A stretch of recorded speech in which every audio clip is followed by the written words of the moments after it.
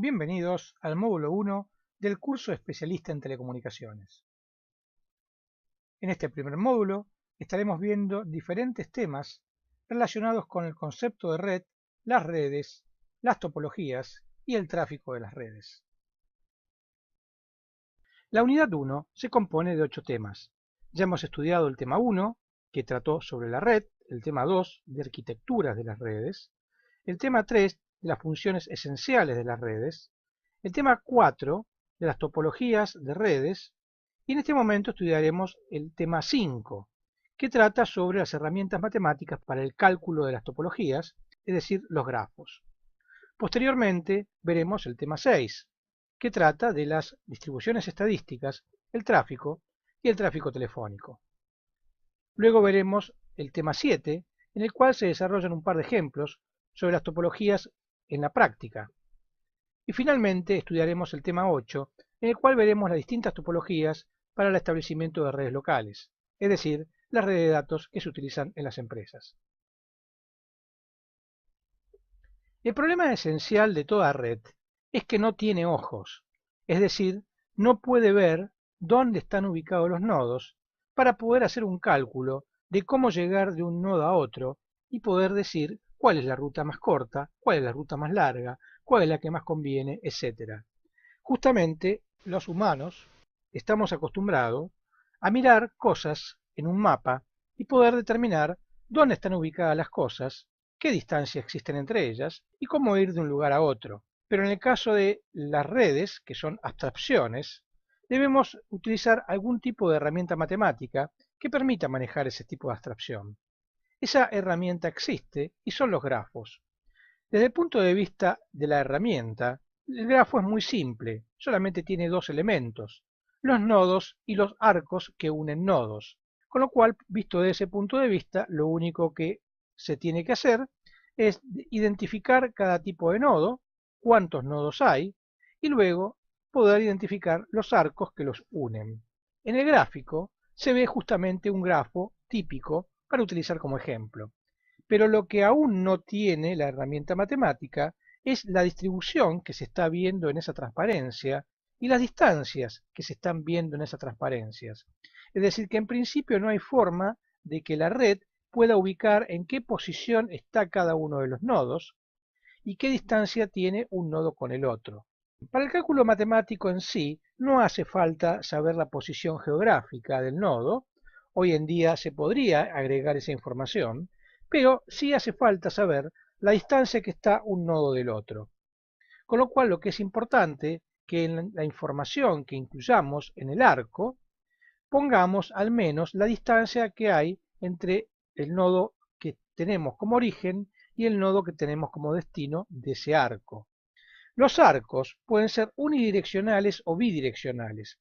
Como estamos mostrando la herramienta matemática, estamos considerando que hay arcos unidireccionales. El caso del arco que va de A a U es unidireccional en el sentido A a U. Y hay arcos bidireccionales. El caso del arco que une el nodo A con el B. En este caso, la comunicación puede ir tanto de A hacia B como de B hacia A. No se está incluyendo en el gráfico, pero evidentemente se le debe dar la información de la distancia que media en ese arco entre A y B y la distancia que media en ese arco entre A y U. Si se entrega la información que hay en cada arco que une los distintos nodos, haciendo algunos cálculos matemáticos que veremos a continuación, se puede llegar a determinar cómo están unidos los nodos entre sí. Como ya se mencionó, lo que no podrá hacerse matemáticamente solo con esta información es poder determinar en qué ubicación está cada nodo. Pero como dijimos, eso no es importante para el cálculo. Lo importante es saber que si yo me paro en un nodo, por ejemplo el nodo A, tengo que saber cómo llego a otro nodo y a qué distancia se encuentra ese nodo destino del nodo de origen. Por ejemplo, pongamos un ejemplo. Es decir, si yo quiero saber cómo hago para llegar al nodo L desde el nodo A, es muy simple. Se puede ver con nuestros ojos que existe un arco que une A con U, otro que une U con J, otro que une J con K y finalmente un arco que une K con L. Con lo cual podremos ver que una de las conexiones posibles es hacer A con U con J, J con K con L. ¿Pero existe alguna otra posibilidad de conexión? En ese mismo gráfico podemos ver que existe una segunda posibilidad de conexión. Y esa segunda posibilidad de conexión es A con U con J, J con I con H, H con M y M con L. Ahora bien, ¿cuál de las dos es mejor? Bueno, en principio, si las distancias están en función de lo que ahí se representa gráficamente, tendremos que concluir que la ruta más corta es la que va de A con U con J, J con K y K con L. Eso se debe de poder calcular matemáticamente para que al momento de tomar una decisión se decida que la ruta que se debe seleccionar desde A L es la que hemos mencionado y no la otra. ¿Existen más rutas que me permiten hacer esa conexión? Tal vez, habría que buscarlas. Y obviamente, si los arcos fueran bidireccionales, con seguridad existen más rutas. Pero como en este ejemplo, para resaltar la herramienta matemática, los arcos son unidireccionales en su mayoría, existen conexiones que no son posibles de realizar. Como por ejemplo, resulta imposible ir desde el nodo T al nodo A, ya que no existe una posibilidad de llegar al nodo A si no es desde el nodo B, y los que llegan al nodo B son solamente el nodo C, con lo cual el único que se puede llegar hasta A es el D, el E o el F. Los demás nodos no tienen posibilidad de acceder al nodo A para responderle algo a A. Evidentemente, desde el punto de vista de lo que se considera una red, esto no es una red, porque evidentemente no hay una conectividad de todos con todos, pero sí es una herramienta útil para poder encontrar justamente quiénes se pueden comunicar con quién y quiénes no. Y eso nos permitirá determinar que deberemos poner enlaces adicionales o hacer rutas bidireccionales o hacer arcos bidireccionales adicionales para poder garantizar la conectividad de todos. La herramienta esencial de los grafos es que el grafo me muestre y me calcule la conectividad que posee mi conjunto de nodos. En esta transparencia estamos viendo exactamente lo mismo que en la transparencia anterior. Pero justamente esto es como se ve matemáticamente y lo otro es como lo vemos gráficamente nosotros con nuestros ojos. Obviamente al ver este conjunto de unos y ceros en esa estructura matricial, en principio a nosotros no nos dice nada y nos resulta muy complejo de poder determinar quién está unido con quién, pero cuando se hacen los cálculos matemáticos, es estas matrices los que nos indican rápidamente quién está conectado con quién y qué tipo de conectividad existe y si debemos implementar conectividades adicionales. En la transparencia estamos mostrando dos matrices diferentes. Una matriz de conectividad en la cual solamente existen o un 0 o un 1. Si es un 0 no hay conexión. Si es un 1 ese nodo está conectado con el otro. Por ejemplo, hay una conexión entre B y A.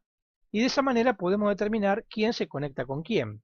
Pero hay también una matriz de tráfico y obviamente podría haber diferentes matrices. La matriz de tráfico me podría decir qué capacidad de tráfico requiero entre el nodo A y B. En este caso dice un 3, pero tenemos otra columna que me dice qué capacidad de tráfico requiero entre B y A. En ese caso requerimos un tráfico de 4. Entonces vemos que el tráfico no es el mismo en ambas direcciones. Puede ser que en una de las direcciones sea un tipo de tráfico y en la dirección opuesta un tipo de tráfico diferente. Por supuesto, una matriz que aquí nos está mostrando, pero que resulta esencial para el cálculo, es la matriz de distancia, en la cual en lugar de poner como valor el tráfico que se está manejando, podríamos como valor la distancia que media entre el nodo A y el nodo B o entre las distintas parejas de nodos que estemos representando. Como se puede ver en las matrices, lo que se calcula es la matriz completa de todos contra todos. Evidentemente, no todos los nodos van a estar conectados con todos los nodos, con lo cual de allí va a poder salir la matriz de conectividad y por ende calcular la conectividad que tendrá nuestro grafo y nuestra red.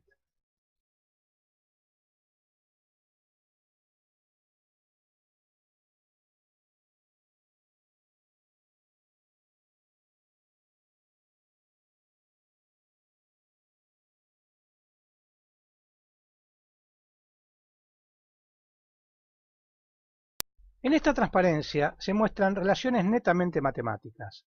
Lo que se está mostrando es un postulado en el cual se puede realizar una relación compuesta. La relación compuesta se realiza a partir de dos relaciones anteriores.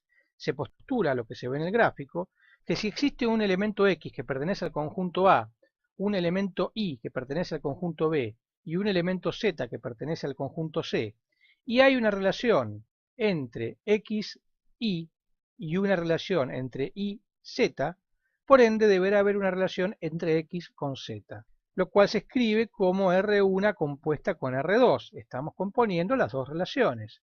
Y como nos dice el gráfico, no es lo mismo la composición de R1 con R2 que la composición inversa de R2 con R1.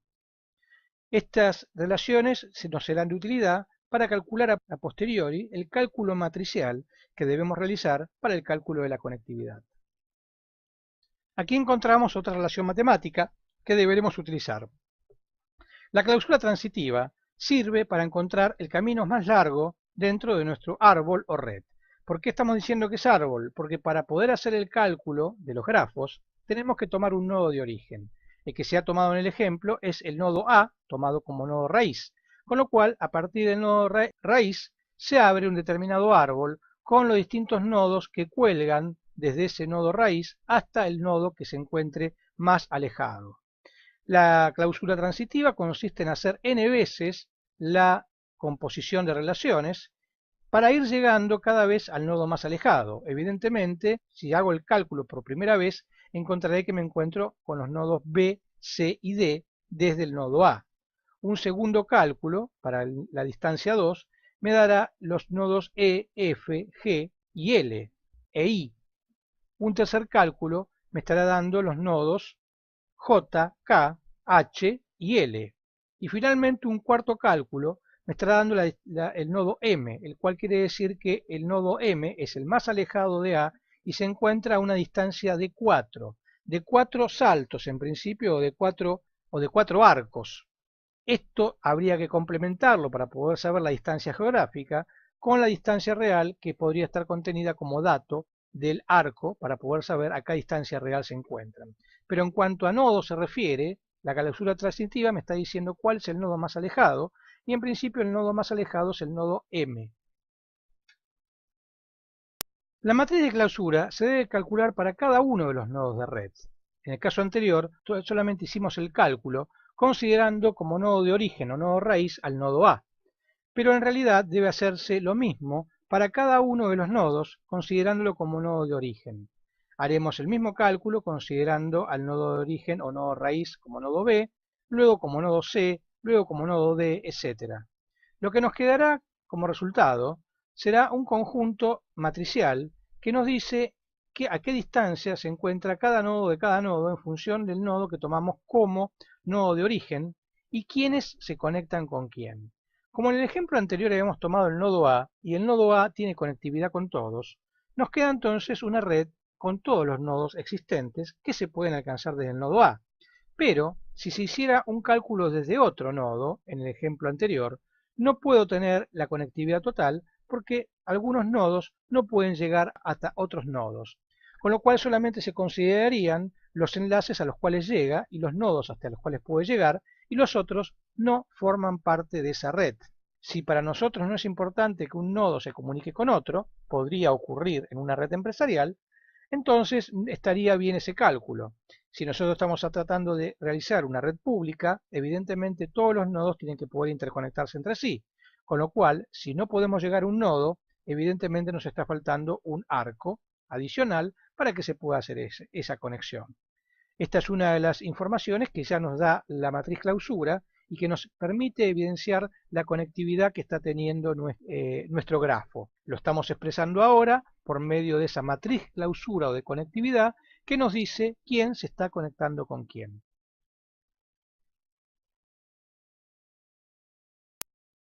En esta transparencia estamos poniendo en evidencia otro de los elementos necesarios que se deben realizar en el cálculo, que son las componentes conexas. Evidentemente, si existen componentes conexas, es decir, que están conectadas entre sí, también existirán o podrán existir componentes inconexas, es decir, que no se pueden conectar entre sí.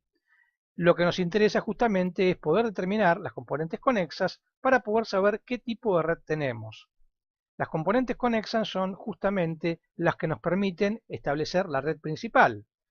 Ahí se está mostrando en el gráfico y me permiten unir desde un nodo al otro. Una componente no conexa me está diciendo que esa componente la podría llegar a eliminar, porque en principio es una componente redundante. Entonces este tipo de cálculo me sirve para poder determinar cuáles son las componentes que sí o sí tengo que tener y cuáles son los enlaces redundantes que podría no tener o que debería de agregar. Si, por ejemplo, en este gráfico, como para poner un ejemplo, tuviéramos que realizar una conexión entre B y C, vemos que esa conexión es una conexión indirecta, porque para poder comunicarme desde B con C, tendré que hacer la conexión de B con E, de E con A y finalmente de A con C. La conexión entre C con B no existe, ya que C solamente puede dirigirse a D, de D a A y de A nuevamente a C. Evidentemente, si nosotros estamos buscando una conexión de B con C directa, debería existir un vínculo adicional, que sería un vínculo redundante, que me permite unir B con C. Pero no tendríamos, en este caso todavía, una posibilidad de comunicar C con B. Si ese vínculo fuera bidireccional, entonces habríamos agregado una nueva conexión y una nueva componente conexa, ya que ahora la red sí puede permitir las conexiones de C con B que antes no estaban permitidas. Bien, ¿cómo se hace este cálculo? Es lo que se está mostrando en el gráfico. Estamos viendo que lo primero que se calcula es la matriz clausura, la que habíamos hecho en la transparencia anterior. Luego hay que aplicar cálculo matricial para poder calcular la traspuesta de esa matriz clausura. Y luego se hace un AND lógico entre ambas matrices, las matrices y su traspuesta. Y una vez reordenado, me queda muy claramente cuáles son los nodos que se están conectando entre sí. Con lo cual, ahí es donde se puede ver en el resultado que está dando en este ejemplo, que no hay una única red, sino que hay dos redes diferentes que permiten la conexión de A con C con D por un lado y la conexión de B con E con F por el otro. Pero no se pueden conectar todos los nodos entre sí. Es decir, que esto no es una red, sino que es parcialmente un conjunto de nodos conectados, pero no entre todos.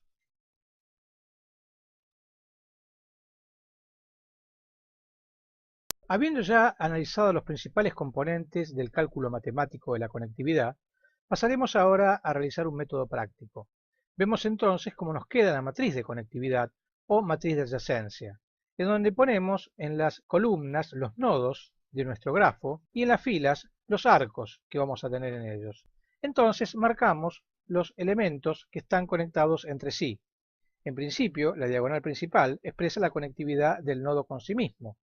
Como en principio consideramos que un nodo no se conecta con sí mismo, o es trivial, en esa diagonal principal van todos ceros. El resto de los unos los ubicaremos exactamente donde exista una conectividad en particular. La diagonal principal divide a la matriz en dos.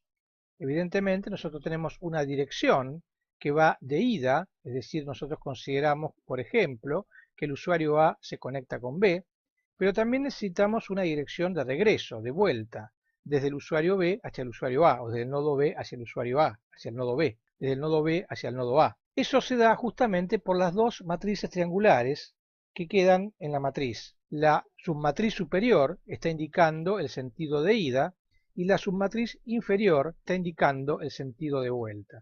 De esa manera podemos saber si existe una doble conectividad entre un nodo y otro, o solamente la conectividad es direccional en uno de los sentidos.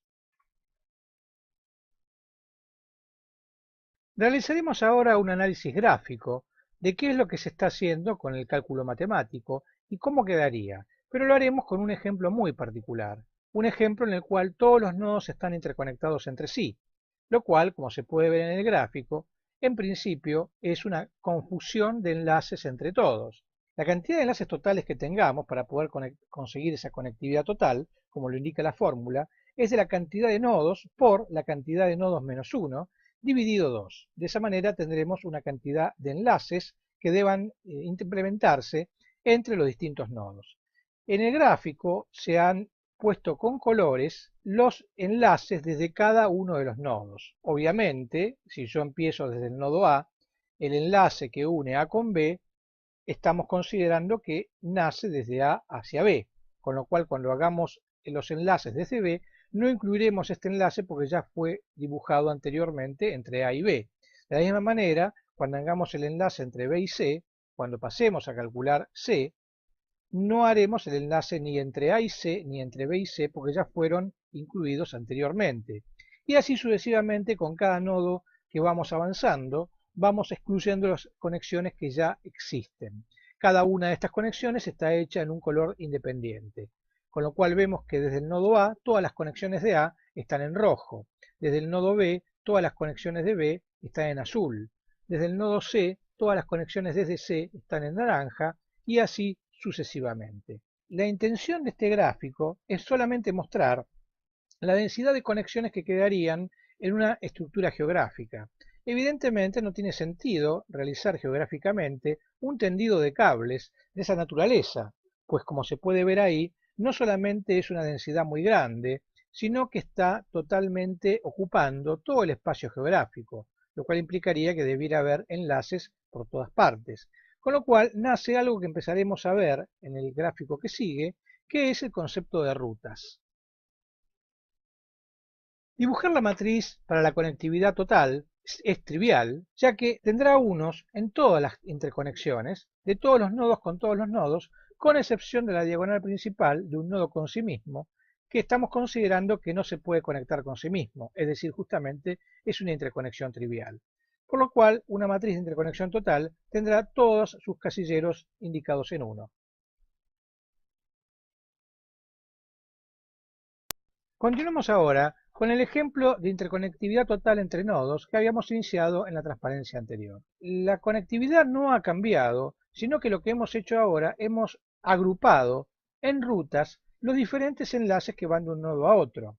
Evidentemente todavía se puede ver que desde el nodo A parten muchos enlaces en rojo, pero no estamos llevando los enlaces en forma directa. ¿Qué quiere decir? Por ejemplo, la interconectividad entre el nodo A y R no se dibuja como un enlace que une directamente la A y R, sino como uno de los enlaces que pasando por U llega a R. Lo mismo ocurre con la de P. La conectividad de P no une directamente el nodo A con el P, sino que lo une por medio de un enlace que va de U luego a R y luego a P. Lo mismo pasa con la conectividad de Q, que no va directamente entre A y Q, sino que pasa por los enlaces T, S y finalmente llega a Q. Estamos realizando una estructura de rutas para poder canalizar los cables que deban llevar las conectividades entre todos los nodos. Este tipo de topología se puede realizar en la práctica y era muy utilizada en los inicios de las telecomunicaciones y es hoy muy utilizada para la interconexión de un conjunto de nodos limitados. Justamente lo que estamos dibujando es la interconexión de un conjunto de nodos limitados. Si nosotros estamos considerando que estos son los nodos de una ciudad, las centrales de telecomunicaciones de una ciudad, estamos dentro de una posibilidad real de interconexión, ya que es un conjunto de 20 nodos. Esos 20 nodos permiten que se interconecten distintas áreas de la ciudad y se formen rutas entre ellos. Evidentemente habrá un enlace específico que una cada uno de ellos entre sí, por lo cual la interconectividad total tiene que estar. Y en principio es la forma más simple de resolver la problemática de comunicación de esa ciudad. Pero evidentemente al hacerlo por rutas podremos redirigir en forma simple los distintos canales y haremos un concepto de troncal que vendrá a continuación y ese concepto de troncal nos permitirá simplificar la construcción de estas redes.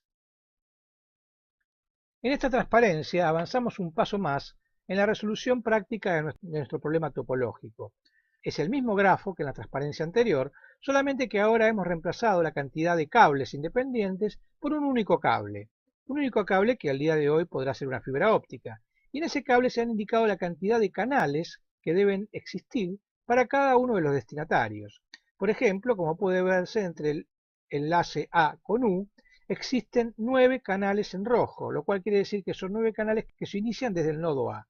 Vemos también que hay 4 canales en azul, con lo cual quiere decir que hay 4 canales que se inician desde el nodo B. Así sucesivamente en cada uno de los enlaces podemos ir viendo los enlaces de quienes están circulando por ahí, y no en este caso de a qué destinatario van, pero sí desde qué nodos son originados.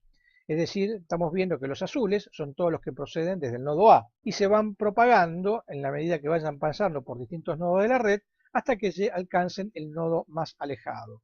Esto es lo que realmente ocurre en la práctica, pero con una diferencia. Aquí estamos indicando, por ejemplo, con 4 o con 5, cómo que habría 4 canales o 5 canales. Esto no es la realidad, sino que lo que existen ahí, que existen 4 rutas. Por ejemplo, entre A y U están pasando 4 rutas. Una de ellas quedará en U, la otra quedará en R, la otra quedará en P y, por ejemplo, la otra podrá quedar en O. Evidentemente, esas son las rutas que pasan por ahí, pero lo que no estamos indicando todavía son cuántos canales se requiere cada ruta. Si estas son centrales de telecomunicaciones, tal vez la conectividad entre A y U requiera 20 canales, con lo cual deberíamos multiplicar esas 4 rutas que hay por la cantidad de canales que son requeridos. 20 para la conectividad entre A y U, 18 para la conectividad entre A y R, pasando por U, 12 para la conectividad entre A y P, pasando por U y pasando por R, y tal vez 10 para la conectividad entre A y O, pasando por U y pasando por R. Y para poder saber la cantidad de canales totales que requerimos en esa ruta, habría que sumar la cantidad de canales anteriores que hemos dicho. 20 más 18 más 12 más 10. Nos daría la cantidad de canales totales que deberíamos tener en ese enlace que une A con U solamente para los que se inician en A. Luego tendríamos que hacer lo propio para los que se inician en B, etcétera, todos los que pasen por ese enlace.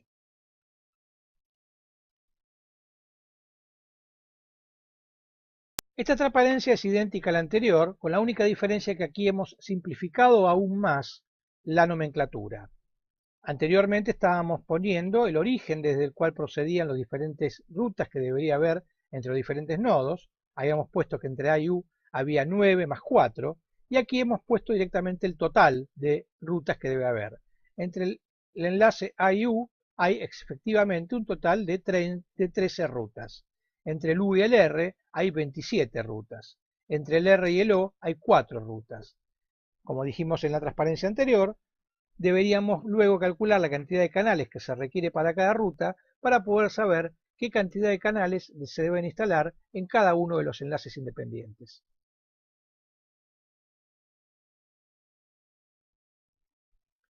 El concepto de tráfico que se quiere representar en esta transparencia es lo que ya dijimos en la transparencia anterior con respecto a la cantidad de canales que yo debo determinar entre dos nodos en particular. Tenemos una ruta establecida entre el nodo A y el nodo U. ¿Cuántos canales se requieren para el nodo A y el nodo U? Dijimos 20. Ahora bien, esos 20 canales hacen referencia a la cantidad de canales simultáneos que deben existir entre los nodos A y U para poder dar servicio a una determinada cantidad de usuarios que estén conectados a A y que estén conectados a U. La problemática es poder determinar justamente el grado de simultaneidad, es decir, cuál es el interés de tráfico entre A y U. Y eso depende del interés de tráfico. El interés de tráfico en principio depende de la cercanía, es decir, cuán cerca se ubique el nodo U con respecto al nodo A, ya que tener áreas cercanas hace que la gente se conozca entre sí y tenga mayor necesidad de comunicarse. Áreas lejanas no tienen esa posibilidad y solamente la comunicación entre áreas lejanas se puede dar motivadas por negocios, pero no por lazos familiares o sociales. Entonces tenemos ya uno de los factores que los nodos cercanos tienden a tener un grado de tráfico mayor que cuando estamos considerando nodos alejados a nuestro nodo de interés. Posteriormente analizaremos con más detalle en el tema de tráfico otros factores para calcular el interés de tráfico entre diferentes nodos. El grafo base es el que se obtiene una vez que se ha calculado la matriz de conectividad. Cuando se tiene la matriz de conectividad calculada desde un determinado nodo de origen, y el nodo de origen que se ilustra en el gráfico es el nodo A, permite conocer cuál es la red que se ve desde A.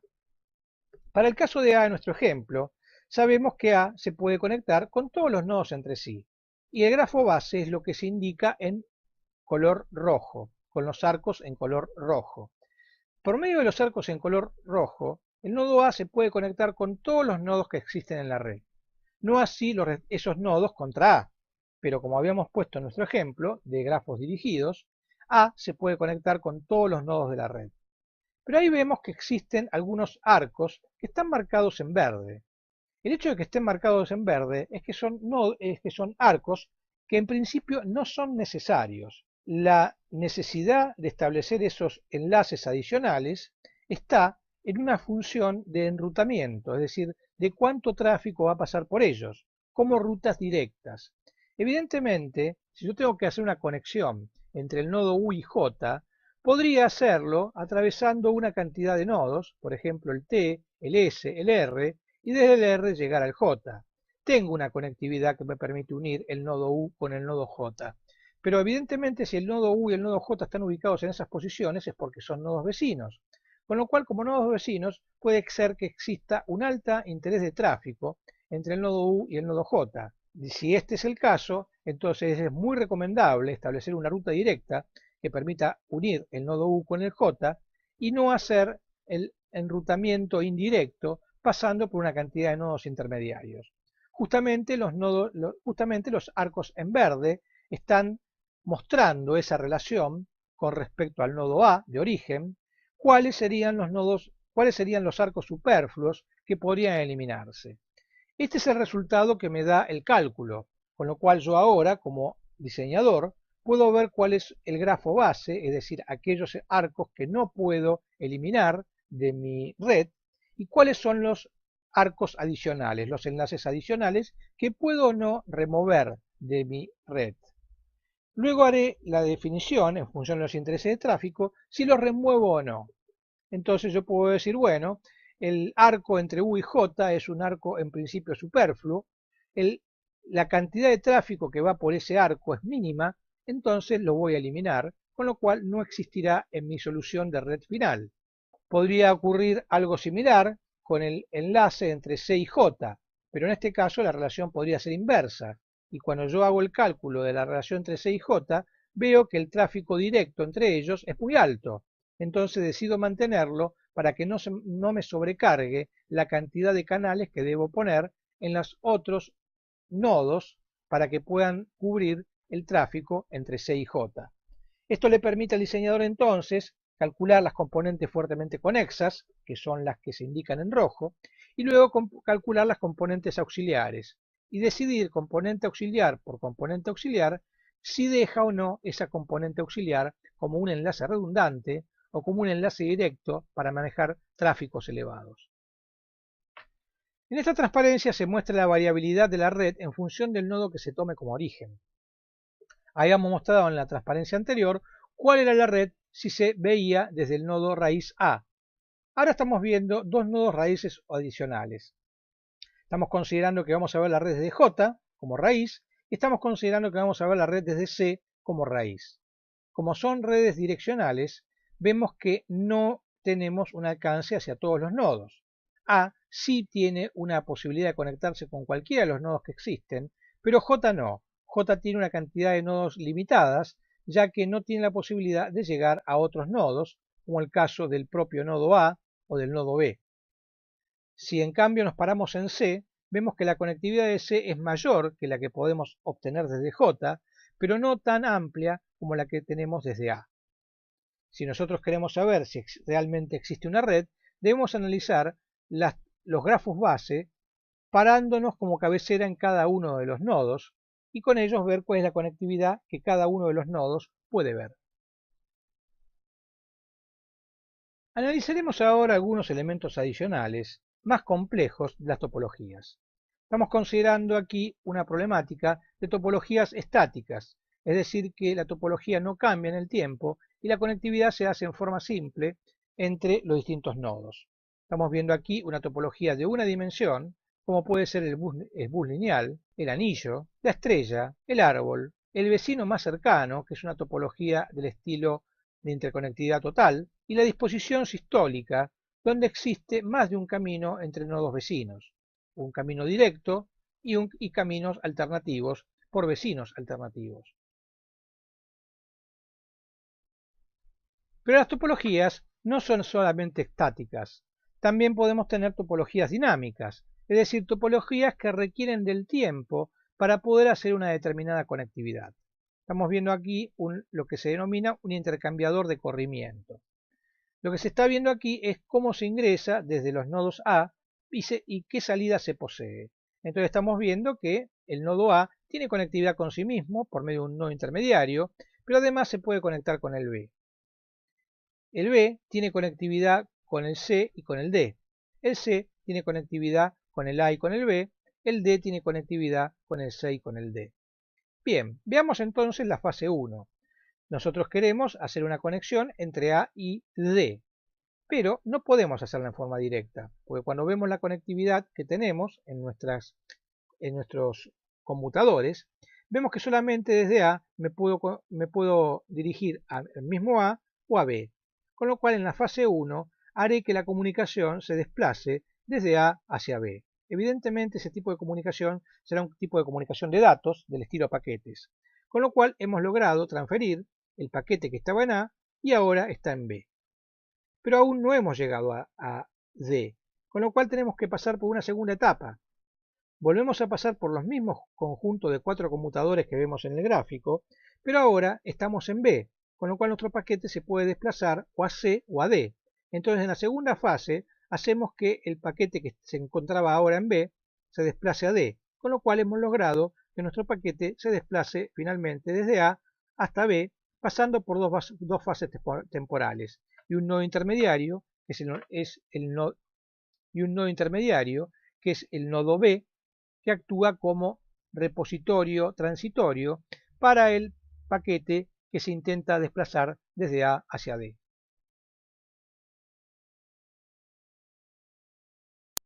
Las topologías dinámicas resuelven los problemas de los conmutadores del estilo telefónico. En el caso de un conmutador, se tiene que tener la posibilidad de conectar cualquier entrada con cualquier salida, es decir, tiene que existir una conectividad total. Si tomamos la segunda figura de la transparencia, podemos observar que en las filas tenemos el conjunto A, B, C y D, y en las columnas también tenemos el conjunto A, B, C y D. Una conexión puede ser de cualquiera entre cualquiera, en la cual existe un único punto de cruce para una de las conexiones posibles. Por ejemplo, si queremos conectar a la terminal A con la terminal B, utilizaremos el punto de cruce que empieza por la columna de A y termina en la fila de B.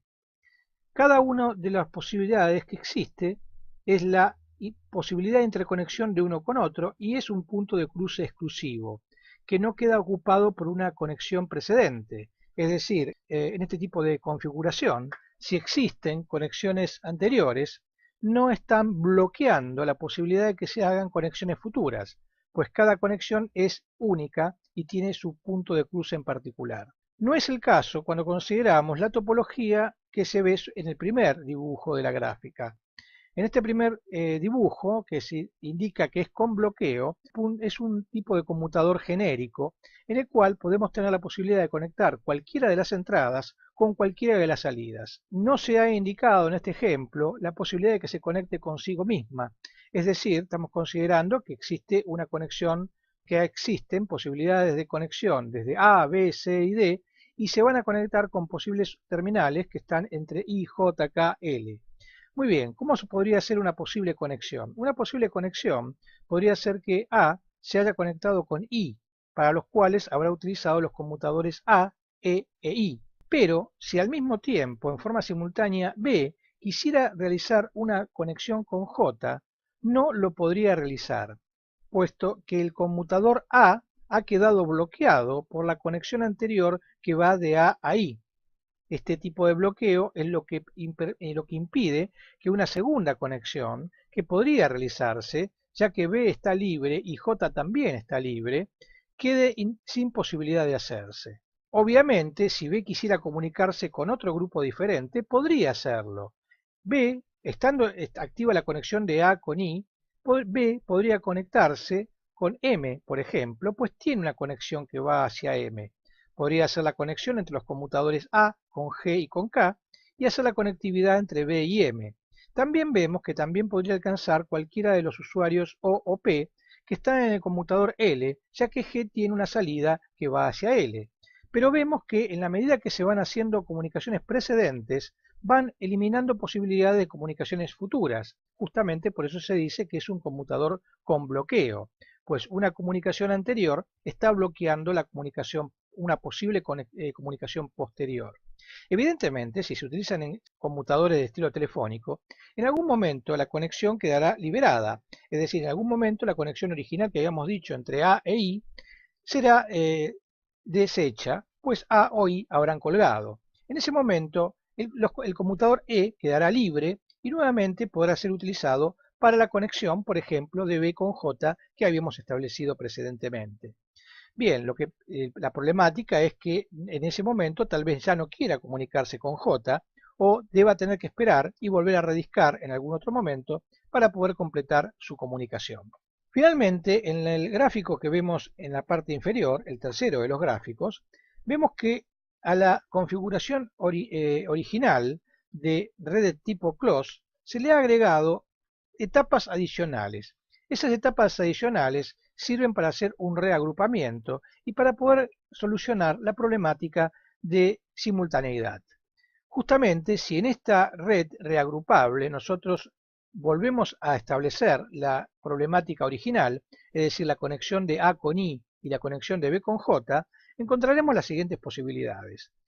Consideraremos que A fue el primero que inició una comunicación, con lo cual la comunicación de A con I se hará por medio de los conmutadores A, E, I, M y Q. Y esa es la conexión que se habrá utilizado para llegar desde el conmutador A hasta el conmutador, del conmutador de entrada A hasta el conmutador de salida Q. Pero, un tiempo después, y antes de que quede liberado el canal, o sea, en forma simultánea, B quiere comunicarse con J, con lo cual el conmutador A tendrá que buscar alguna alternativa. Obviamente la siguiente conectividad que tiene A es con G y deberá remitir la salida hacia G. Con lo cual G tendrá que remitírsela a K remitírsela a O y O sí tiene una segunda posibilidad de conexión con Q, que es por donde se hará la segunda conexión simultánea para poder resolver la conectividad entre B y J. En este caso ya hemos resuelto la problemática de conectividad simultánea, ya que A utiliza un camino directo, AEIMQ, para conectarse con I, y B utiliza un camino indirecto, AGKOQ, para conectarse con J. Como justamente este tipo de red tiene una nomenclatura que dice BENS, 8×8, está diciendo que hay una capacidad de conexión de 8 puntos de entrada con 8 puntos de salida.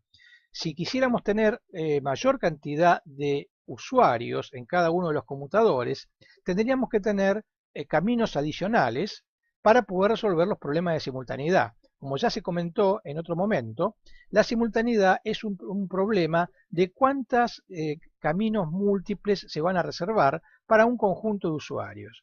Si, por ejemplo, nosotros dijésemos que tendríamos que tener 10 usuarios en cada conmutador, es decir, en el nodo A conectar no solamente A y B, sino seguir conectando hasta tener un conjunto de 10 usuarios, deberíamos tener una cantidad de caminos alternativos equivalentes. En principio también deberíamos tener 10 caminos alternativos para que A pudiese llegar al supuesto conmutador Q, donde habría otros 10 usuarios y cualquiera de los 10 de A pudiera conectarse al mismo tiempo con cualquiera de los 10 de Q. Pero normalmente cuando ocurren estas multiplicaciones de niveles, ya no se da una simultaneidad completa, sino que se da un grado de simultaneidad.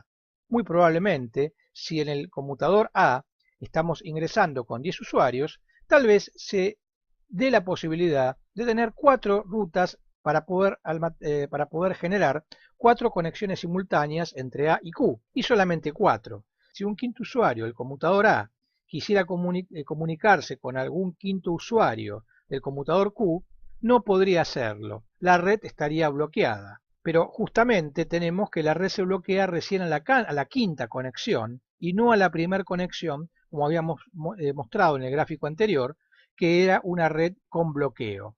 Esta red reagrupable admite un determinado nivel de simultaneidad en función de la cantidad de conexiones adicionales que establezcamos. Para el ejemplo que se está mostrando, es una red libre de bloqueo, pues solamente hay 2 usuarios por conmutador y hay una posibilidad de 2 caminos para ir a cualquier nodo de destino. Pero sí puede bloquearse si otro usuario está utilizando en forma precedente al nodo O.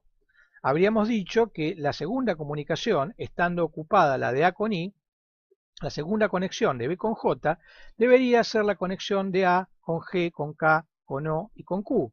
Pero hay un problema, que esa conexión entre O y Q podría estar utilizada por una comunicación de H con J.